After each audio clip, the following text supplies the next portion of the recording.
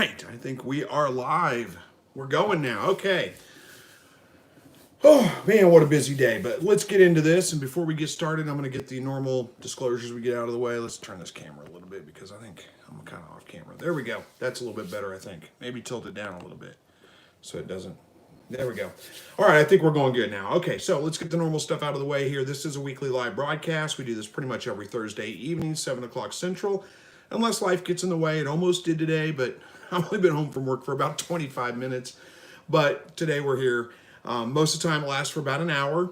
And I do my best to just answer the comments that come in on the live chat during the broadcast itself and respond to you guys. I don't have a topic planned out. So that's all it is just interacting with you guys, responding to your comments. The only things I ask, be family friendly. Don't be rude to anybody. We'll kick you out. Don't spam us with comments. You know, ask your question, leave your comment, give me time to respond to it. It takes a little bit of time. So without further ado, I guess let's get on into it. All right, so we've got Saint Fornaris, I think it is, says, question, in the spring my young quail started laying eggs as early as 4 to 5 weeks. Now that the sunlight has decreased, I have 18 girls and 9 weeks old and no eggs yet. Can you elaborate? Well, yeah, it's the lack of sunlight. I mean, they need 14 hours a day of light in order to continue laying on a regular basis. You can put extra light on the hutch, extend the daylight out a little bit, you know, put it on a timer or something. I do have the solar timer or solar light with timers, programmable timers right now for pre-sale. You know, if you live in the United States anyways, it's the best I can do. I'm not going to be able to ship, I don't think, externally, maybe, but I don't know. Let me grab a drink here. So you can check that out. By the way, I'll have an update on that for those of you guys that said you wanted to buy in on that. It is going to go for a little bit higher than what I wanted it to go for, $75 it looks like, instead of the $40, $45 I was hoping for. But it is an opportunity to pre-purchase it. It won't be out in time for, you know, this year. It'll be probably April, May, somewhere around like next year, next spring. Probably late spring, maybe early summer before you guys actually get it. But it is available. So you'd have to put a light on your hutch, extend the daylight to 14 hours a day in order to get them to start laying eggs right now. The days are just too short for it to do it on natural light. Hopefully that answers that for you. Charles says, hey, I have a question. How many days after a doe losing her litter can I rebreed her? I would wait about 2 weeks. Just give her time to heal, time to recover from that. I wouldn't rebreed her right away. Some people do. I personally would give her about 2 weeks to recover before I would rebreed her again. That's just my personal opinion. All right, hello to you, Wesley, and hello to you, Armed Whale. Hello, Minnesota, or from Minnesota. This is Robert from Minnesota. Hello to you, Robert. Hello to you, Wesley, says my daughter and I have started raising quail and rabbits thanks to you. And Terry from Coturnic's Corner and all the great advice and instructions. Well, awesome. I'm glad you found the videos helpful. Coturnic's Corner is a great channel. I was on one of their live broadcasts one night. Terry's a really good guy. So definitely go check out that channel. If you haven't already, go check him out. He's got some really good videos out there to check out. A lot of quail information out there too. Hey, you Boris, good to see you. Good to see you, beef for dinner. Taco Promotion says, hey, Chris, how are you doing? I'm doing well. And your dog and your wife? Well, they're both doing very well. Thank you for asking. I appreciate it. Max is pretty much all healed up from his big wound on his side. Just needs to regrow hair there. That's about it. But he's doing great. All right, Hunter says, is it Thursday already? I know, no kidding. Boy, this has been one heck of a busy week. Barely made it home in time for live broadcast tonight, but it is flying by. All right, Beef for Dinner says, how long does it take once they get 14 hours a day till they'll start laying again? Probably about a week and a half, 2 weeks, something like that. If you can keep the light consistent, they should start laying again about that time. All right, Ali says, how many kits are normal for a first-time doe? Well, it varies a lot depending on a lot of things. What breed of doe your rabbit is. I mean, there's all kinds of different factors that go into that. But I would say, you know, it's not uncommon for first-time does to have smaller litters, but it's not necessarily real common either. Some does have, you know, great big litters, their first litter, 8 or 9. Some does only have 4 or 5 their first litter.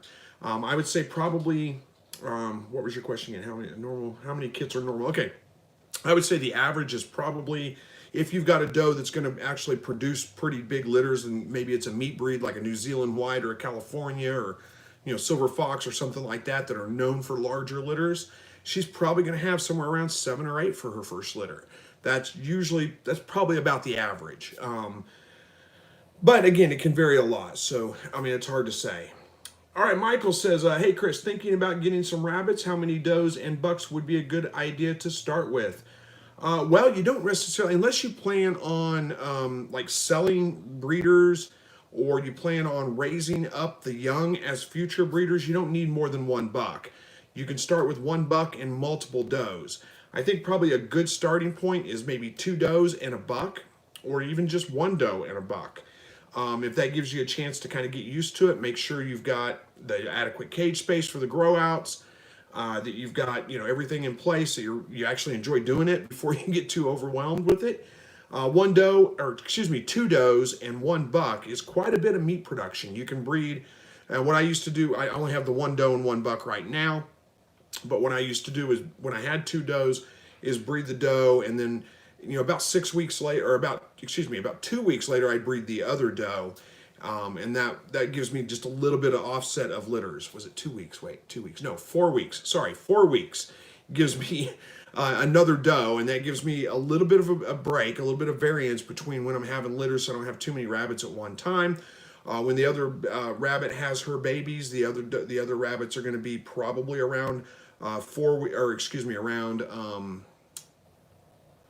What am I saying here? Yeah. 6 weeks after I'm sorry, I'm having a hard time here. I've been working with numbers too much today. Let's start this over again. When I had 2 does, I would breed the second doe when the other doe's babies were 2 weeks old. So that's 6 weeks after she was bred, roughly. And then, so when her babies are born, those babies are hitting about 6 weeks old, and they're ready to wean from the current mother. Gives her about 2 weeks without a litter while they're growing out to 8 weeks old or whatever. And then I would, that other doe's babies are 2 weeks, so I'd rebreed her again.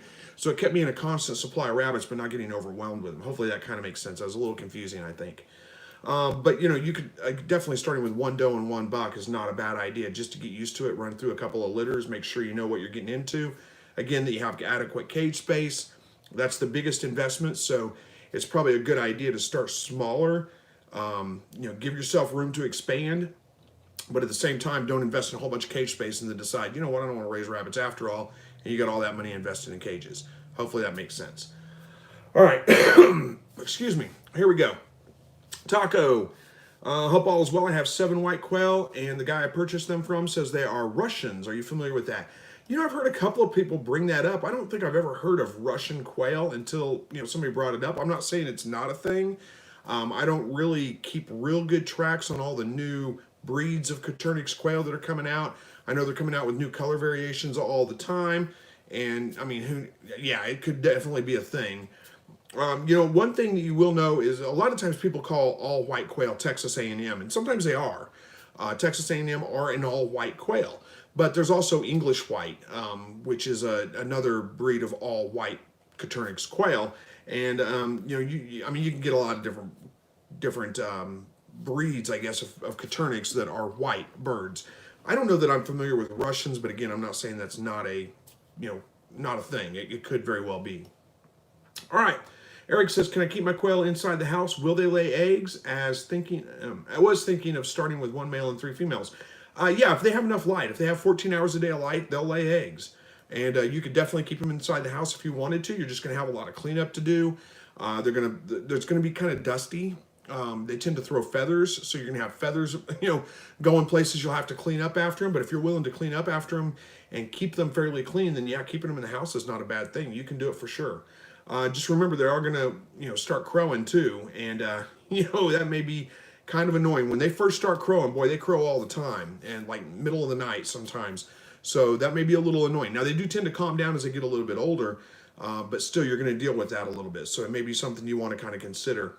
But, try it out and see. You're only dealing with 1 rooster and 3 females. That's a pretty good ratio. Personally, I'd go with more like 4 to 5 females for 1 rooster.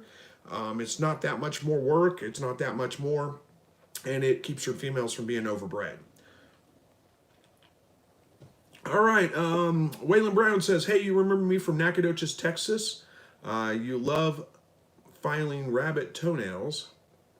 Well, I don't file rabbit toenails, but I do remember you. I remember talking to you because I used to live in Nacogdoches, Texas, so I do remember that. Says, could I please be mod? I'm always watching.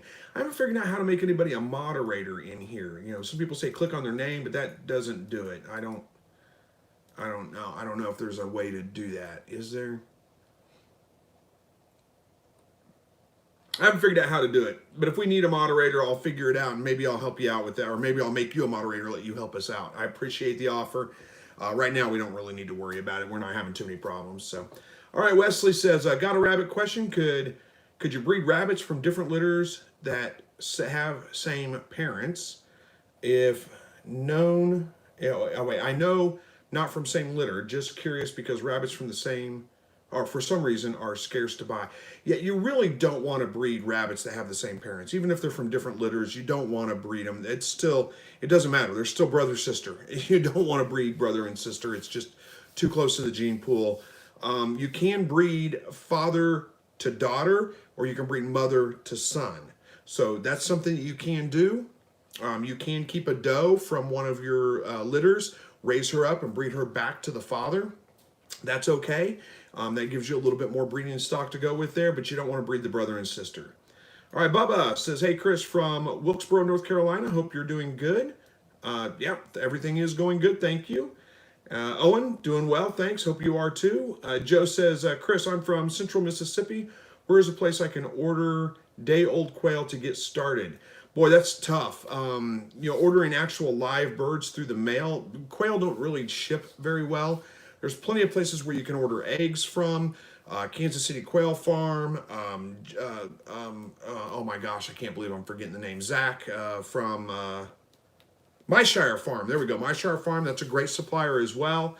But I don't know that they'll ship live birds to you. I would suggest that you probably stay away from ordering live birds. Look on Craigslist. You might find somebody that has, some live birds locally, has some day-old chicks or week-old chicks. That they'd be willing to sell pretty cheap, and you can kind of get started that way and get a hang of it. But if you've never incubated, that gives you a chance to kind of raise up some birds, get some eggs, incubate them, try your hand with that before you invest in eggs and get the eggs ordered in. So I'm not sure where to tell you to go to get actual live birds. All right, Armed Whale says, when should I move my quail from the brooder to the coop? When they're ready to go. So I'm kidding, that's a vague question. Generally speaking, they're going to wait till they're fully feathered out, which is usually 10 to 14 days, somewhere right around in there. And then once they're fully feathered out, start weaning them off the heat lamp. It depends a little bit on what the temperature is outside as to when you can actually move them outside. What I typically do is wean them off the heat lamp once they're fully feathered out. Like I said, 10 to 14 days. Then I start moving the heat lamp away. I'll try to reduce it by like 10 degrees in the brooder box and give them a day or two at that. What'll happen initially when you lower that temperature is they're all going to huddle together under that heat lamp, and then they'll start spreading out as they get acclimated to that temperature, and they'll start moving around a little more freely. When they do that, move it a little bit further away or reduce the temperature a little bit more, 5 or 10 degrees. And again, give them a day or two to kind of acclimate to that. When they're just moving freely around the brooder box, they're acclimated to the temperature, and you can reduce it a little bit more. And then, usually, it takes me like 3-4 days, maybe a week to get them completely weaned off. In the summertime, when the temperatures are staying pretty consistently, not getting below 70s at night and getting up in the 90s during the day, I'm usually moving them out to the grow out pens that are like 2.5 weeks old. In the fall or early spring, when it's still maybe getting a little bit chilly at night, I'll usually leave them in the brooder box till they're about 3 to 4 weeks old at the earliest, and then move them out to the grow out pens. So hopefully that kind of helps. All right. Tuna says, yesterday was my birthday and I passed out free quail eggs to my neighbors with my new business cards on them. They all seemed very excited. Thanks for the great content. Awesome. Well, happy birthday to you. And hopefully that comes back around and you end up making a little money off that. All right. Ricky says, I have 2 Florida white doe and an open in one pen, and they are Brad. It's probably bred, probably a autocorrect. Do I need to separate them there and do the 30th there? And okay, sorry, I think you're typing on a cell phone or something. It's probably giving you lots of autocorrects, and it makes the sentence a little bit hard to read. I think what you're asking me though is, you've got 2 Florida whites, they're in a pen together, they're already bred, You're wondering if you need to separate them. They're due the 30th of this month. Yes, I would separate them. I would keep them separate all the time, but especially if they're already bred, I would separate them. The does especially can get very territorial, and when they have babies, it could get even worse. They can end up really damaging the buck. They can castrate them. They can, and not only that, but you don't want the doe bred as soon as she gives birth. And that's what's going to happen if you leave them together. So it's best to keep them separate. Only take the doe to the buck to let her breed, and then keep them separate the rest of the time. That's my opinion on it. That's the way I would do that. So hopefully that helps.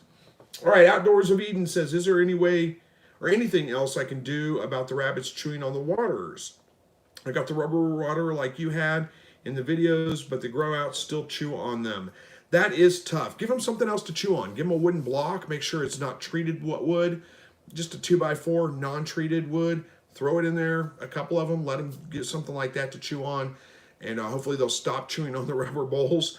But sometimes, some rabbits chew more than others. But if you don't have anything else for them to chew on, you can't expect them to not chew on the rubber bowl.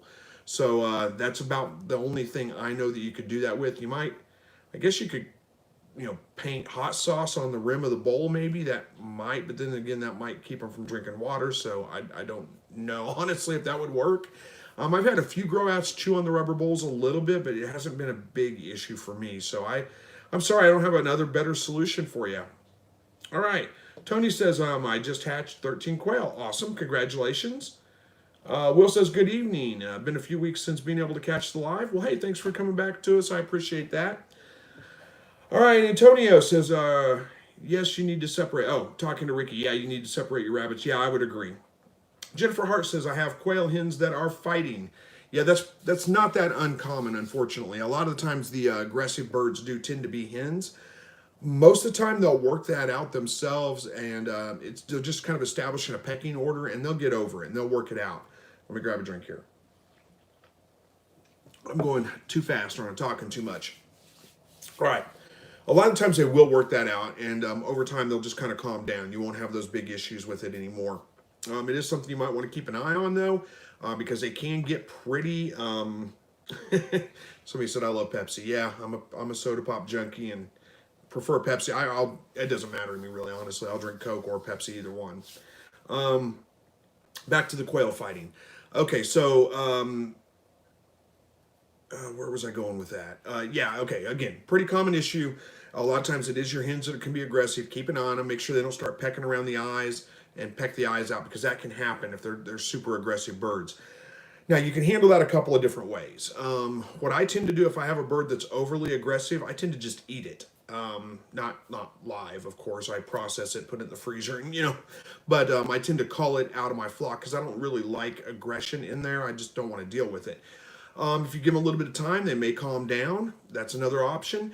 If you reduce the light, get them out where they're not laying eggs anymore, they don't have those hormones going through their body, they tend to be a little bit more docile. So you reduce the amount of light down to like 10 hours a day or 8 hours a day, and they'll stop laying eggs, and they tend to calm down a little bit during that time. But the thing is once they get more light, you may end up with those problems all over again. They may just start right back up. You could try removing the aggressive hen from the flock, keeping her isolated for, maybe a month, 30 days. Put her back in, and then she's going to be the oddball out. So she tends to be the bully. If she's the one that's, going after the other birds, then when you put her back in after a month, she's the new bird to the flock, and they're going to kind of gang up on her, might put her in her place. So those are a couple of ways that you can kind of deal with that. Me personally, like I said, if it's more than just a little bit of bickering here and there, if it's really getting where she's getting really aggressive with them, really going for their face or their eyes, I remove them from the flock. I call them, they go in the freezer. All right, Waylon says, I've known you for quite a while, and I watch you off and on. And yeah, we also got quail. Well, thank you, Waylon. I appreciate that. Thanks for coming back and watching off and on. Excuse me. Sage and Stone says, check Craigslist for quail locally if you need. Lots for sale here in Kentucky. Yeah, I see them. People around here sell them pretty decent frequently. I mean, there's not always a ton of them for sale on Craigslist, but they pop up pretty regularly, so it's a good place to look. All right, Joe says thank you. You're welcome, Joe. Silamore says, hey, Chris and everyone, hello to you. Bob, let's see, I have 10 adult jumbo hens, but I only get 8 to 9 eggs a day with 15 hours of light. How can I find which hen isn't laying, or could it be it isn't the same hen that isn't laying? And chances are, I mean, you got 10 adult jumbo hens and you're getting 8 to 9 eggs. That's not bad. That's pretty good. I don't know how old they are, so give them a little bit of time. They'll get a little bit more consistent with it. Chances are you've probably got just 1 or 2 hens that just lays every other day. So it's not probably just one hen that's not laying. You probably just got a little bit of a rotation going there.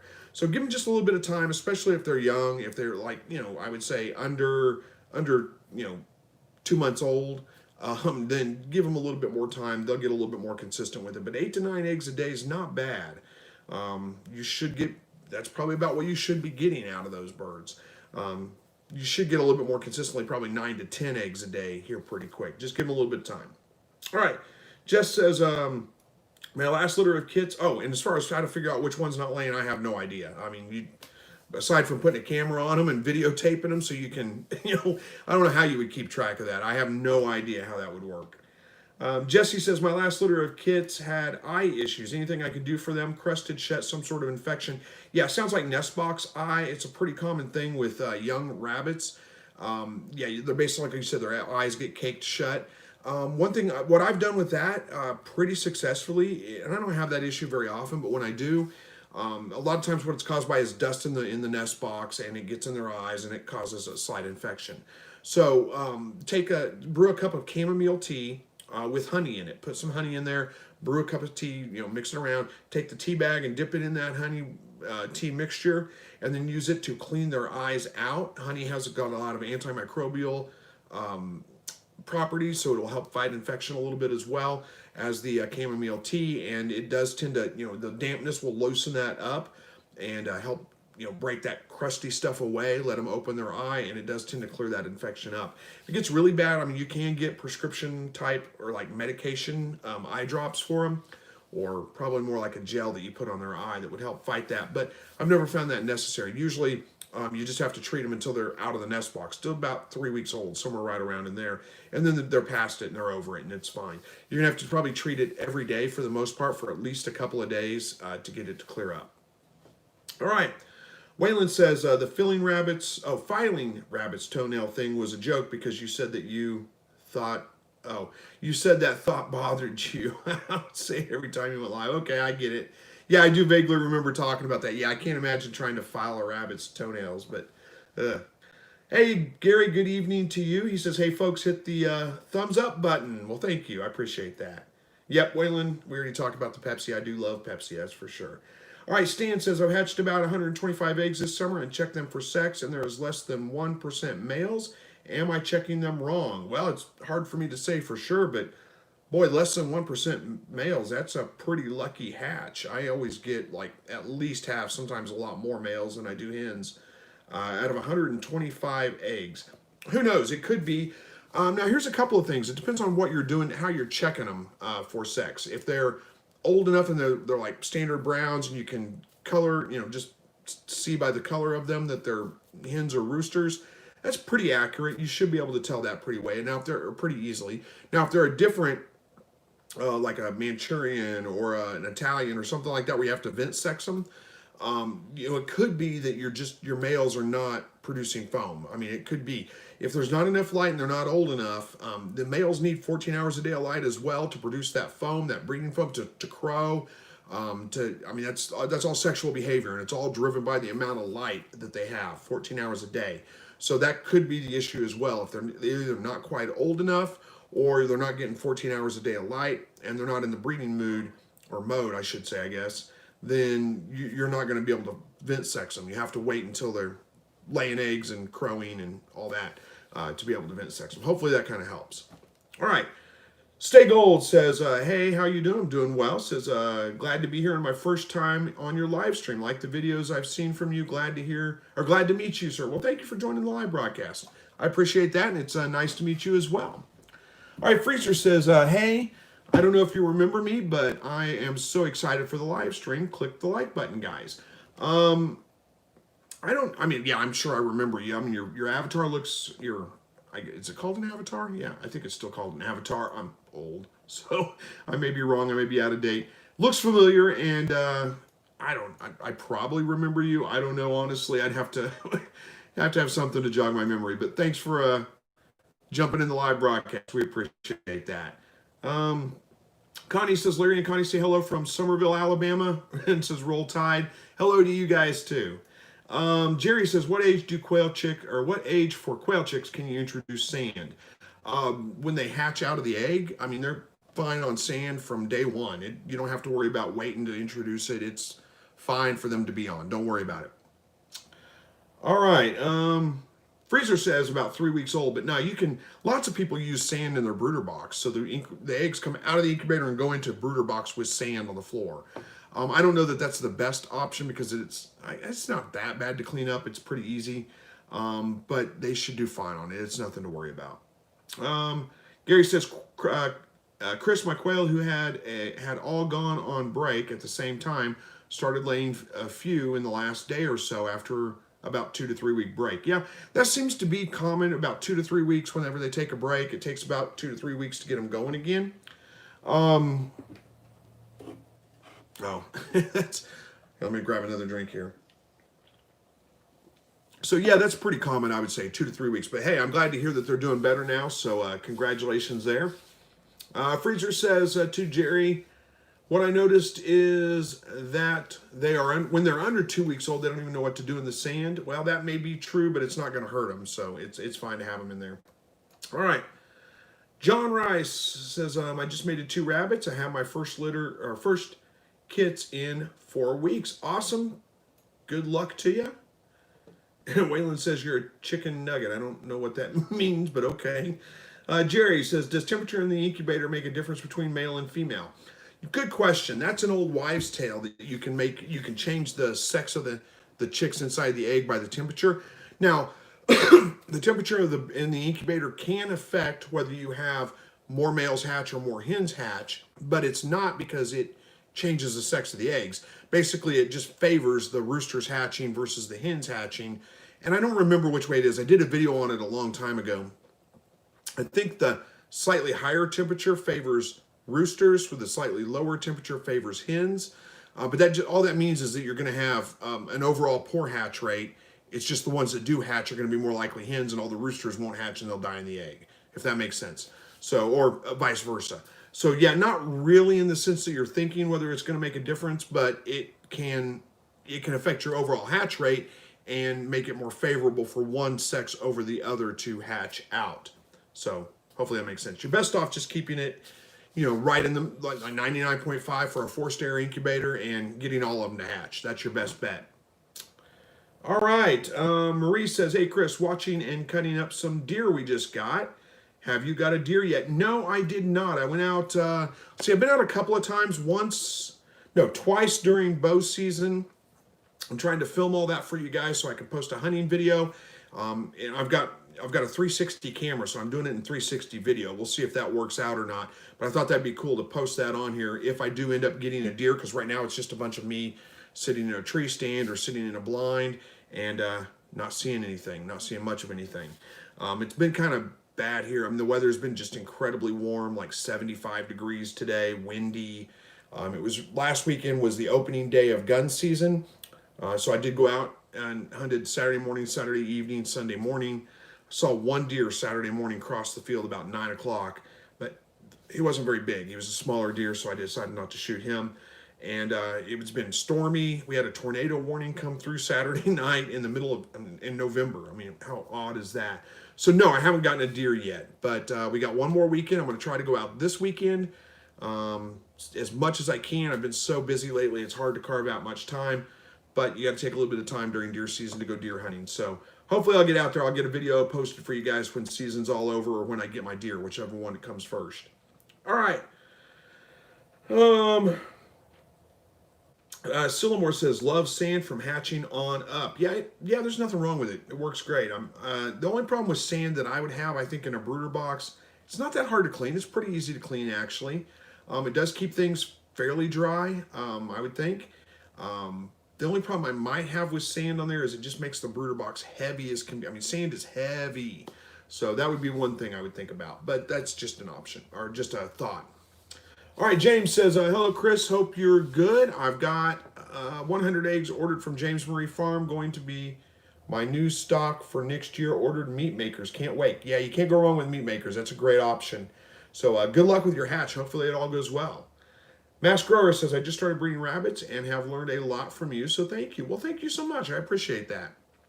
Freezer says, questions. What if I feel bad to call a really sick chick? What should I do? That's tough. Yeah, I mean, if you've got one that's really sick and it's obviously not going to make it, what I would say is that I understand you feel bad. It's not a pleasant thing to call out that chick, but it's really, in a sense, more selfish to let that chick continue to suffer and to die a slow, painful death than it is to just call them out and be done with it real quick. Just as painless and as humanely as possible. I think is the more humane thing to do. I know it's tough. I know it's hard. But if it's obviously suffering and it's obviously not going to make it, not going to get any better, you're probably better off just putting it out of its misery now. Don't let it continue to suffer. That's my thought on it anyway. All right. Juan says, will the prices of your quail lights go down? And what is your favorite breed of quail? Good question on the price of the quail lights. They might go down at some point in the future. I'm honestly not sure. I was kind of hoping when I got these worked up and got them out, I thought there'd be a lot more interest than there is, but there seems to be a lot of people that just either don't know about it, either I'm bad at getting the word out, or they just weren't interested in it, or it was too expensive, or whatever the case may be, because I ran 2 Kickstarters to get it launched and both of them failed pretty miserably. Neither one of them did that well. I come out now and said, well, hey, I can do the pre-sale on it. I worked with the manufacturer. We got a deal going where we can actually buy smaller quantities of it. I don't have to buy 1,000 at a time or whatever to get them out to you guys, but that does mean a higher price on them. But I don't know. I mean, at the higher price, if we're ordering 20 or 50 or even 100 of them, honestly, that's not really enough money there's not enough. I've got a little bit of profit built into that, not much, because I'm trying to keep the price as low as I can, and that profit's going to be used to go into purchasing more, but it's not enough to buy a huge, large quantity of them again in the future, so I don't know. We may never do another run past the 1 pre-order, and honestly, while we're talking about the lights, if you guys have seen my video, I did release a video last week about the lights. What was it, last week or the week before? I think it was the week before, about the lights being available for pre-sale. $75 for the light. It's a solar light on a timer, on a programmable timer. So you can set the time it starts, set the time it goes off, and just hang your solar panel on your hutch, and you've got light for an extra 4 to 6 hours a day, however long you need it. And it works pretty well, but it is $75 is a little expensive for that, much more expensive than I wanted it to be. The lights that I'm using right now are the prototypes that I had manufactured before I decided on this is the light I'm going to go with, and I'm going to be able to try to sell to everybody. And they've been going for a couple of years, like 3 years, I think, and going pretty well. Now, they're not weatherproof. You do have to keep them out of the rain, because if they get wet, they stop working until they dry out. And I'm sure if you get them wet over and over and over again, they may break completely. But anyway, I'm not doing a very good job of selling them right now. I just want to make sure everybody understands before they get in on them. So now I did say that we were going to try to get that all done. I had told people, we're going to manage it through the comments on that video. We're going to try to get it all done by the 20th, and I still have not gotten that payment page set up to be able to collect the payments on them. So if you are one of the people that commented on that video, I'm going to extend that out a little bit. I'll go back to that. I'll get a comment. I'll leave a link for you to be able to make a payment for the deal. Oh, another thing is they're all going to have to be manufactured and shipped to me. So it's going to be like May before we get them in. So they're going to be shipped to me, and then I'll ship them out from here to whoever buys them. So it's going to be like May before we get them. So, it's less than the ideal, but it is an option if you're looking for a programmable light. I haven't been able to find one on the market anywhere. So that's why I went ahead and had them made. But, no, I guess it's not as big of a deal. Most people don't want them or don't need them, one or the other. So anyway, here we go. Where I was going with that is that if you are one of those people, I'll go back, I'll leave you a link. You've still got time. Don't worry about it. I'm sorry I haven't got back to you yet. Things were busier than I expected them to be, and I haven't been able to get the payment pages all set up. I had to go through a couple of things, a little difficulties more than I expected. So anyway, I'm working on it. Hopefully I'll have that up in the next day or two, and then we'll have a couple of weeks before we have to worry about collecting the money to place the orders. All right. Stan says, oh, so again, to answer your question about are they going to go down in price? I mean, that's the idea. Ideally, they would go down in price, but that really kind of takes me having to buy bigger orders at one time, like 1,000 pieces at one time. I don't have the money to invest in that, and it doesn't. I don't know if there's a market to support it. So, don't know. I don't know. I mean, they would ideally, yes, they'll go down at some point in the future, but I don't know. Stan says that was very helpful. I'll have to add more light to my grow-out cages. Yeah, that's the way to get more eggs. It'll work. Trust me. All right, TH55269 says my quail hutches by a nightlight and really get too much light. Males have always crowed a lot. Recently, I processed about 50 birds and have 22 left, that being 5 males since calling the crowing stopped. Yeah, it is normal when you reduce the amount of males, they are going to calm down a little bit because a lot of what they're doing is they're crowing. That's their mating call to attract a female, and they're competing with all the other roosters in there. So when you have a lot of them, one of them will crow and the other ones will crow to answer it, and I mean it's like a chain reaction. It starts it off. So yeah, it is pretty normal when you call out a lot of your roosters and narrow it down to an appropriate amount for your hens. Then you're going to see that does reduce a little bit. And it is also normal that as they get older, they stop crowing nearly as much. Usually it takes about a month or two, couple months probably. When they get to be about a couple months old, they do tend to kind of calm down a little bit, not crow nearly as much. Waylon says, I want Trump to win the debate. How about you? Well, I don't want to get into politics, so we're not going to worry about that. And honestly, I've gotten to a point where I just don't pay attention to any of that anymore. My opinion is they're all crooks on both sides. It's just two wings of the same bird that, you're better off just checking out and not paying attention to it because it's just nothing but hate from either side anymore. It doesn't matter which side you're on. You're just, it doesn't matter which side you're on. It seems like if you disagree with somebody's views politically, for some reason now that means you have to hate them. You have to start calling them names. You have to, and it's just ridiculous. I feel like we can have, my neighbors have totally different views than me, both politically, religiously. I'm a Christian. They may be Christians, but they have different views than me. I know that. But we get along just fine. They're nice people, and there's no reason. We just focus on the things that we agree on. And we don't need to hate each other for having different views. It's not worth it. All right. Jerry says, thanks for the information. Watch all your videos. Well, thank you so much, Jerry. I appreciate that. Rod says, how is Mac's battle scars? Did you fix that gate yet? Well, I didn't fix it. I kind of did. I mean, I wrapped the tape around it, duct tape around it, and that kind of softened it a little bit. But no, some people had some great suggestions with like pool noodles and things like that. I think that's probably what I'll do. I just haven't yet. I've just been more careful that whenever I open that gate and let him out, I just stand on that side so he has to go around me and he's not hitting it. Anyway, we'll see. But he's doing fine. He's pretty much all healed up. He's got just a little spot on his side right now where it's about that big around, where there's just no hair, but it's pretty much healed up. There's not an open wound anymore. It's going to grow, the hair is growing back. It's just growing back real slow. He's probably going to end up with a scar there for quite a while, if not always. All right, we got people talking to each other, which is fine. You guys can carry on conversations with each other. I'm going to skip them, though. Julie says, do you think it's too late in the year to breed rabbits? I'm about 30 minutes from you, just first-time doe. Do I think it's no, this is the time to breed rabbits. Breed them in the wintertime. It's not too late at all. You can breed them from now all the way through probably I don't think I'd breed in May. I think May's about the cutoff. When it starts getting hot, rabbits really, really struggle in the heat. They do much, much better in the cold than they do in the heat. So now's the time to breed your rabbits. Do it and go for it. All right, where are we at here? Vomika, I think it is, says, good evening. I have 12 quail eggs in my incubator. I had a surprise as only ordered a dozen and was dumping the wood shavings into my brooder to dispose of the box, and there another dozen of eggs. What now? Oh, so you got a box of eggs and wood shavings, I'm guessing, when you ordered them, and you ended up with an extra dozen eggs? So anyway, well, fantastic. That's a nice surprise to have. hopefully they all hatch out. Good luck with that. Waylon says, I'm going to get off. Good night for now. Good night, Waylon. Thanks for joining. Have a good night, buddy. And God bless you too, buddy. All right, where are we at here? We ran out of comments.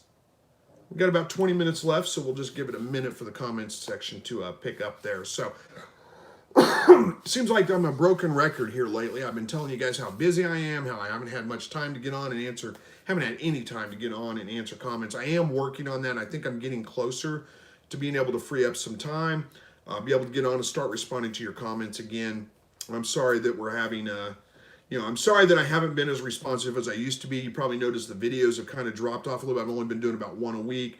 I'm just getting swamped and swarmed with things. But again, I'm working on trying to calm that down, get back into the groove of things. I will get there eventually, hopefully, and hopefully sooner rather than later.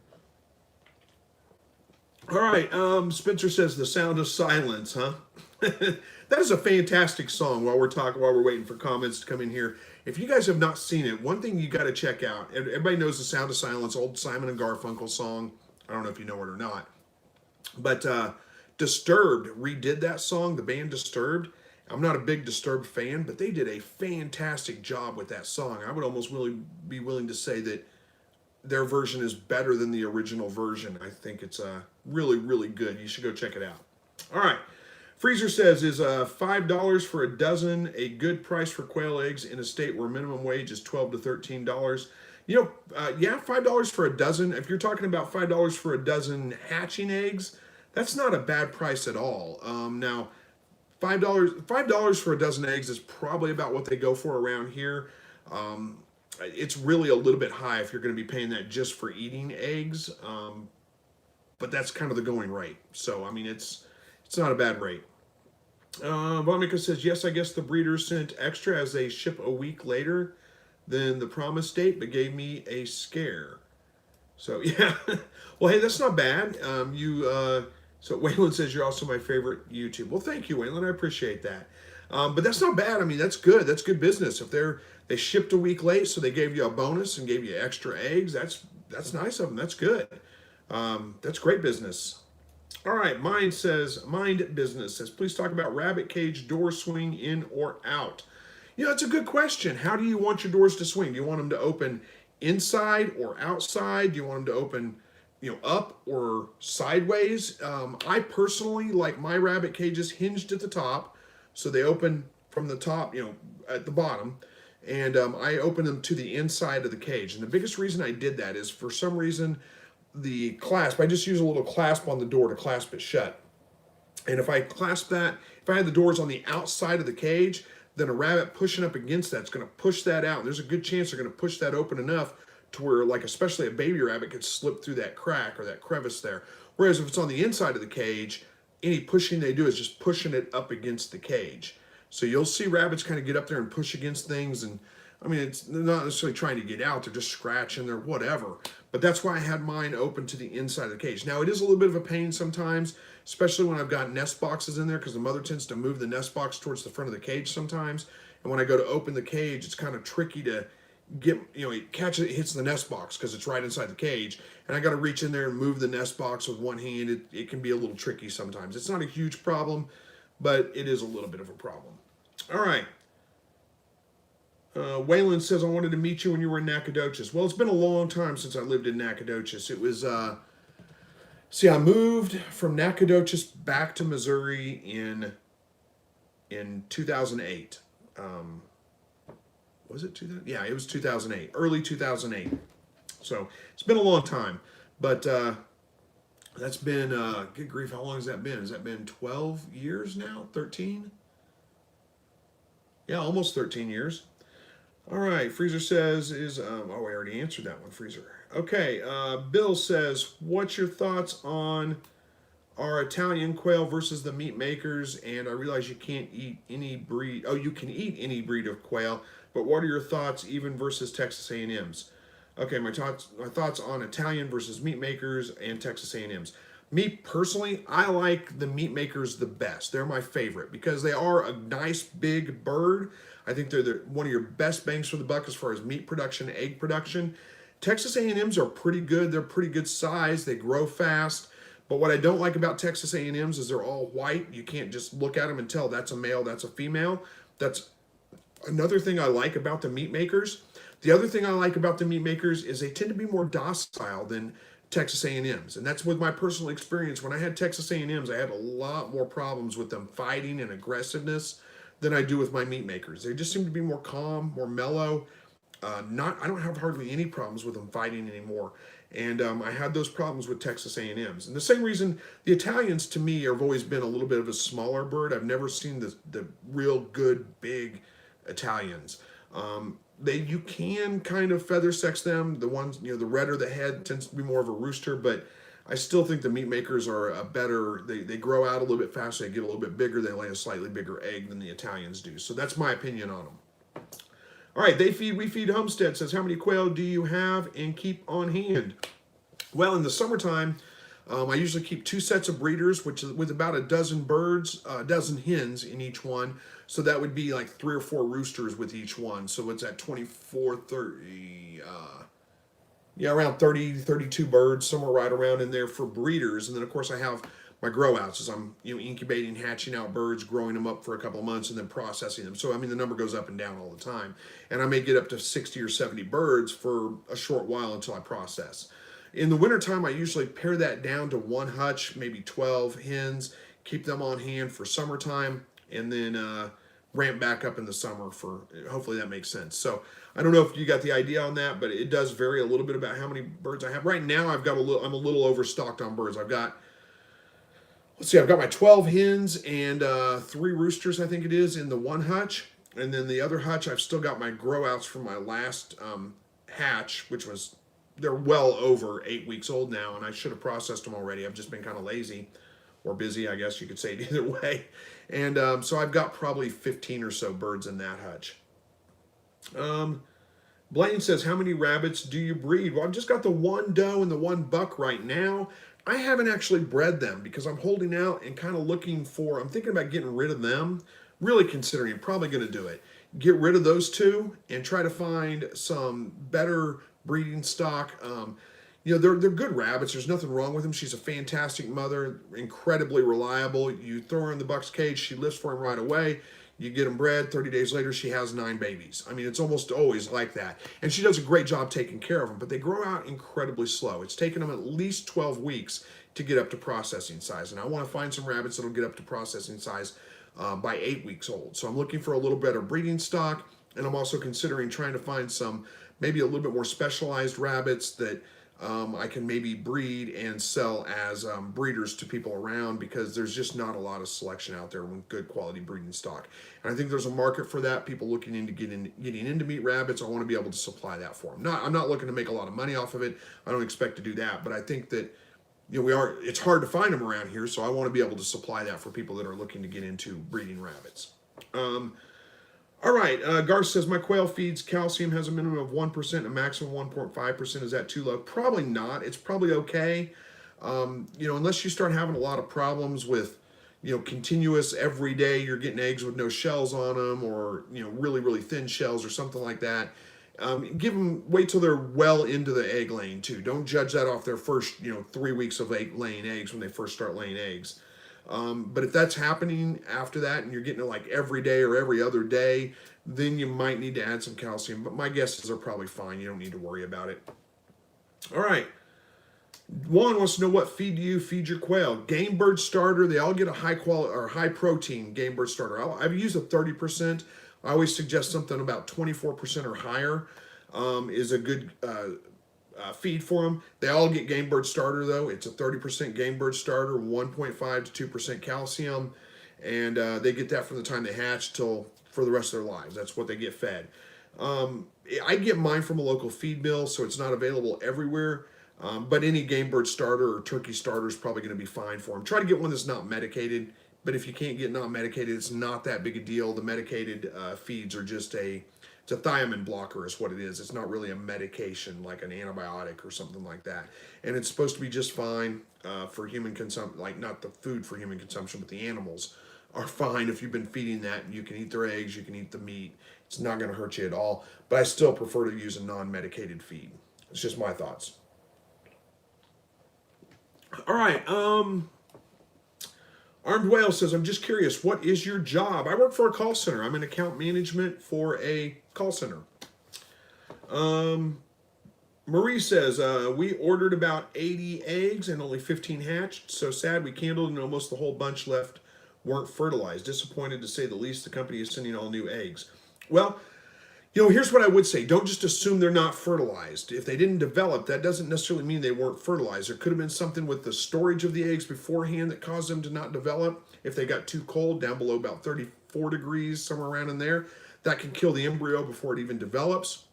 If they got too hot, above 100 degrees, that can do that. That can kill the embryo before it even had, well, I wouldn't say 100, probably more like 115 or so, 120. But either way, that can kill the embryo before it even develops. Also, check your incubator. Make sure that it's incubating at the right temperature. And look, there's a $2 super chat from Christian Acevedo.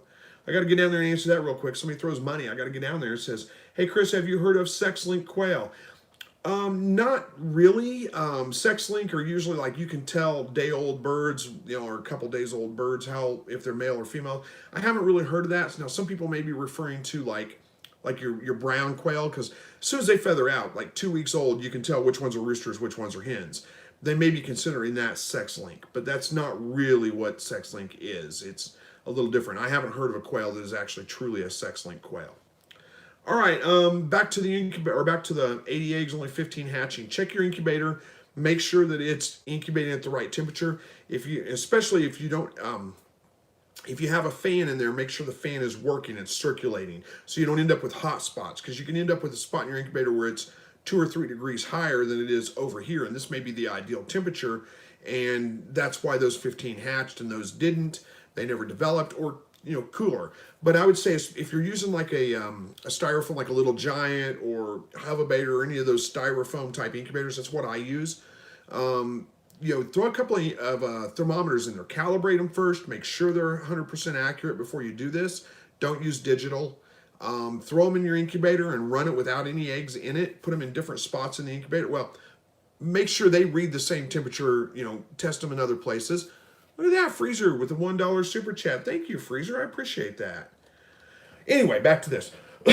Make sure they'll read the same temperature on other things. Put them in your incubator. Run your incubator and verify. And I always say get 2, just so you can make sure.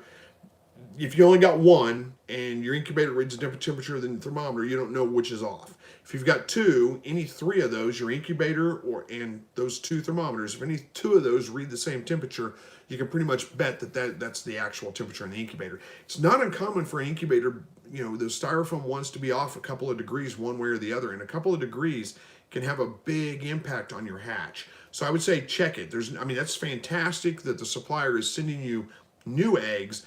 So while you're waiting on those to go, verify that your incubator is actually reading temperature correctly. You may have to adjust it up or down a little bit to actually get the temperature right at 99.5 for forced air or 101 for still air. And make that adjustment before the eggs ever get there. You're probably going to have better results on your next hatch. All right, and Christian Acevedo with another super chat, $2, says check the Urban Aviary. He has a video on it on sex-linked quail, and I'll go back and check him out. But I'm skeptical. I don't really think there are sex-linked quail, but I'll check and see. All right, Sally says, what light do you recommend for a quail brooder box? I use a 150 watt. It's a red heat lamp. I think it's 120 watt probably. I can't remember now what exact wattage is, but it's the standard red heat lamp bulbs. That's what I use. They work just fine. I don't see any reason to change anything else. Just secure them. Make sure they're secured so you don't have a light falling over, because those things get really, really hot. And if it falls off your brooder box, hits the floor, there's a good chance it's going to start a fire. It comes in contact with something, there's a good chance it can start a fire. So secure it really well to make sure it's not going to fall or get dropped or come in contact with something flammable. All right, Tiana Dawkins says, why am I having so much lost from the brooder box? Well, there could be a number of reasons why you lose. Boy, I said no comments. Now we're almost out of time. I got to hurry here. Could be a couple of reasons why you lose birds in the brooder box. You didn't give me much information there, so it's hard to know specifically what it is. One could be your waterer. Baby birds will tend to get in the water if they have enough room to get in it. And if they get wet, they're almost always going to chill and die. They can't hardly get warm when they're wet. So if you don't do this already, put marbles or rocks or something in the water so the birds can't actually get in the water and get themselves wet. Another reason is probably going to be temperature of the brooder box. Make sure that you've got it warm enough, not too hot.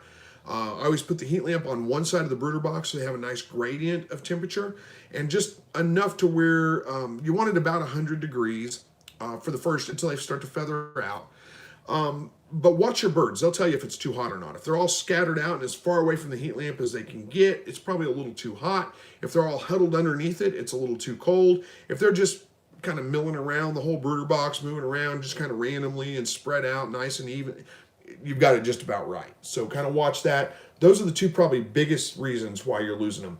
The other reasons you might lose them is getting like splayed leg or something like that, where their legs are all spread out and they can't put them underneath them and walk. And that's usually caused by a lack of friction. Like they can't, if you use something like newspaper as your bedding, it's real slick and it's hard for them to get traction on that. And if they can't do that, they don't build up the tendons in their legs, and then they end up with splayed legs out like that. And they can definitely die from that too, because they can't get to the food and the water, and they get up to use the bathroom and all those kinds of things, and it does affect them pretty heavily in the end. So anyway, there's a couple of reasons why. Hopefully that helps you and gives you some things to look at. And good luck with that. I hope you don't lose any more.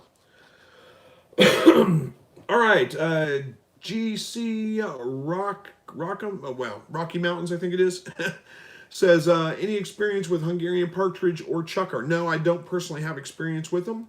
Says, plan on getting both along with quail and pheasants, all separate pens, of course, just looking for a variety of birds to raise, more meat, more for the meat than the eggs. Well, I don't see anything wrong with that. I don't personally have experience with them, though, so I can't speak to them. All right. Darla says, any incubator recommendations for 12 to 24 eggs? So many, I end up not choosing any. Yeah, there's a lot of them out there. 12 to 24, I know there are some pretty decent little incubators that will do like 12 eggs or so. I don't know much about them, so I can't give you a specific recommendation on those. If you're looking for like the larger styrofoam style incubators, if you go with a little giant incubator with the egg turners in them, they come with chicken rails in them, and they'll do a little over a dozen probably eggs, probably 24 eggs. I can't remember how many that holds, but you can use the regular chicken rails with quail eggs. You don't have to get the quail rails. One thing I will say about a Little Giant, I don't know that it's the absolute best one out there. I hear really good things about the hoverbators, but they are a little bit more expensive as well. The one thing I'll say about Little Giant is they do have really good customer service. I had the thermostat, there we go, on my Little Giant go out. I contacted the company, Miller Manufacturing is that company, and contacted them, said, hey, my thermostat went out on my incubator. They didn't ask me like, when did you buy it? Is it nothing? They just sent me a brand new thermostat. I installed it. We're back and running. No problem. So, that is one recommendation I can give for Little Giant. The incubators have always worked pretty well for me. I've used them for a long time and had really good results. All right. We're about out of time here. I hope is the video still froze? All right, let's see. can you guys hear me? Somebody say something if you can, because I can't tell if we're still going or not. It looks like my video in the background is froze, but I can't tell if that's just on my side or if that's on everybody's side. Somebody says yes. I guess that means yes, you can still hear me. So we'll keep going. Good. A couple of yeses. I think we're good. Okay, we'll keep going for another minute or two. We're really out of time, but let me get through a couple of these. Vomika says the breeder is Alchemist Farm, who I order from. I'm not familiar with them, but good. I'm glad to hear things are going well with them. Christopher Calkins says says bug fan. I think that means big fan. Thank you. I appreciate that. Hello, Chris. Always enjoy the videos from Pinball Wizard. Thank you. I appreciate that. Thanks for watching. Christopher wants to know, what about growing worms and microgreens to subsidize the feed? Yeah, you could do that. I'm not sure that I mean, that's a lot of work for a little bit of return. As far if you're going to use it for feed, you're probably better off with fodder. I don't know that quail are going to eat full like earthworms. They're a little big for them, but you could try it. I think I would probably go if you wanted to raise worms for them. I'd probably go more with like either a mealworm or black soldier fly larva, something like that. And I'd go with fodder over microgreens. You're going to get a lot more bang for your buck that way. All right, that'd be like something like barley or wheat or something like that. But that's just a supplement. They need other things too. So yeah, I would try that. All right. All right, guys. I gotta wrap this up. We're running running a little bit late. I've only been home from work for about 20 minutes before I got on the live broadcast. I gotta go spend some time with the family. I've got to go to bed here in just a little over an hour so I can get up and do work all over again tomorrow, one more day, go hunting over the weekend. So I got to wrap this up. If I didn't get to your comment tonight, I apologize for that, but thank you guys for joining the live broadcast. I appreciate that. God bless each and every one of you, and hopefully we will see you guys here again next week. Take care.